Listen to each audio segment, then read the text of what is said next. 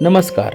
महर्षी कर्वे आश्रमशाळा कामशेत राष्ट्रीय विज्ञान दिनानिमित्त विविध उपक्रम आयोजित करण्यात आले होते. यामध्ये प्रश्नमंजुषा स्पर्धा, वादविवाद स्पर्धा, समस्या परिहार स्पर्धा तसेच रांगोळी स्पर्धा यांचे आयोजन करण्यात आले होते. विद्यार्थ्यांनी सर्व स्पर्धांमध्ये सहभाग घेतला. इयत्ता 5वी ते 10वीच्या वेगवेगळ्या स्पर्धा या ठिकाणी घेण्यात आल्या. जवळपास 80 विद्यार्थ्यांचा या विविध स्पर्धांमध्ये सहभाग होता. याची संक्षिप्त माहिती पुढील प्रमाणे. समस्या परिहार स्पर्धेमध्ये विद्यार्थ्यांना एक समस्या देण्यात आली होती.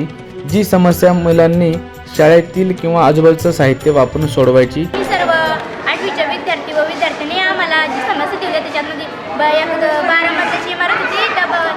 9व्या मजल्यावर गौरी नावाची मुलगी राहत होती आणि तिची एक आजी होती, ती वृद्ध होती ना, ती 5व्या मजल्यावर राहत होती. आजीची इम्पॉर्टंट जी औषधं होती ती गौरी गोड होती, म्हणून तिच्यासाठी आम्ही तिची मदत कशा प्रकारे करू त्यासाठी आम्ही हे केलं. जर आपण हे खाली विद्यार्थ्यांनी जे साहित्य उपलब्ध होईल त्या आधारे छोटी छोटी साधने बनवली होती. आणि आधी आम्ही ड्रोन बनवायचं ठरवलं होतं, पण त्यासाठी तेवढी साहित्य नव्हतं म्हणून आम्ही ही साधी सोपी ट्रिक वापरली.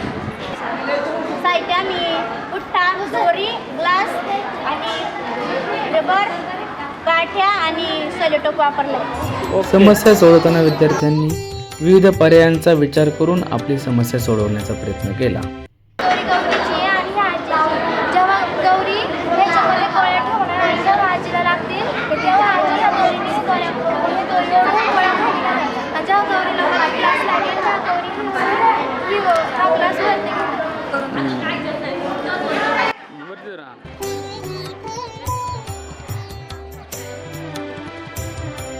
या स्पर्धांदरम्यान जे गट तयार केले होते त्यांना वैज्ञानिकांची नावे देण्यात आली होती. ठीक आहे. आमच्या गटाचे नाव महर्षी कर्नाद गट आहे. आमचा मित्र जंगलात हरवल्यामुळे तो वाट चुकला आहे. त्याला आवाज पोहोचवण्यासाठी आम्ही 3 प्रयोग केले आहेत, ते आम्ही तुमच्यासमोर सादर करणार आहे.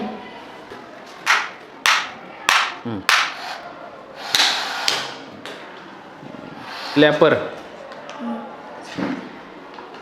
समस्या. आमचा मित्र जंगलात फिरायला गेला होता, पण त्याची वाट चुकली, म्हणून त्याला वाचवण्यासाठी आम्ही काय प्रयोग केले आहेत ते तुम्हाला सादर करतो. बरोबर.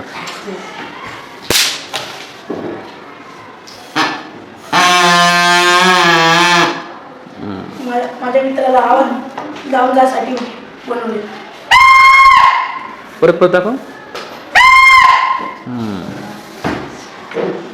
माझ्या मित्राची मदत करण्यासाठी मी एक बनवले आहे.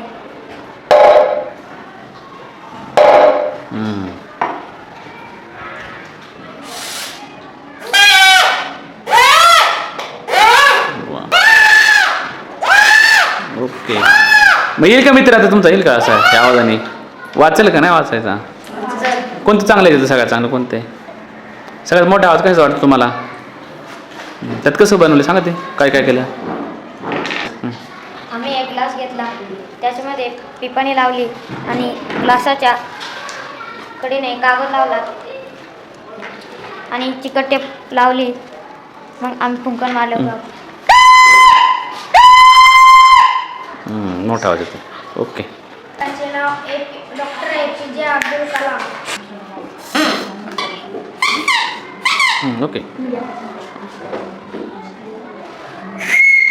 बरोबर. रांगोळी स्पर्धेसाठी आपापल्या अभ्यासक्रमातील वैज्ञानिक रांगोळ्या रेखाटण्याचा विद्यार्थ्यांनी प्रयत्न केला. अतिशय सुबक आणि रंगसंगती असलेल्या कल्पक रांगोळ्या या स्पर्धेच्या निमित्ताने पाहायला मिळाल्या. नमस्कार, माझे नाव सुप्रिया. आमच्या गटाचे नाव चार्ल्स डार्विन आहे. आमचा गट क्रमांक 3 आहे. आम्ही सर्व 5वीत शिकत आहोत. वनस्पती आपल्याला ऑक्सिजन देते, आपण कार्बन डायऑक्साईड देतो.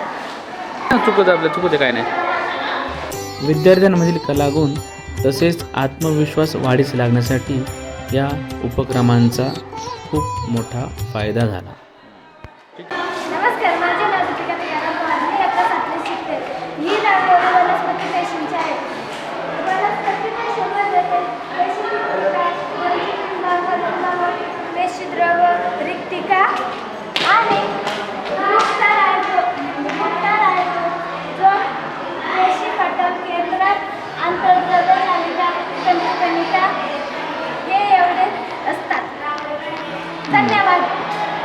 नमस्कार, आम्ही सर्व 8वीच्या विद्यार्थिनी. आम्ही हृदयात नाही काढले. सगळ्यांना वाटतं की हृदय रक्त शुद्ध करतं, पण ते नाही. तर फुफ्फुस रक्त स्वच्छ करतं. हृदय फक्त रक्ताची पंपिंग करतं आणि आपल्या हाताच्या मुठी एवढं फक्त हृदय असतं. त्याचं साधारण वजन 360 ग्रॅम असतं आणि हृदयाच्या स्नायू अनैच्छिक स्नायू असतात आणि ते शीतलीकरण आणि अनुचीकरण करतात.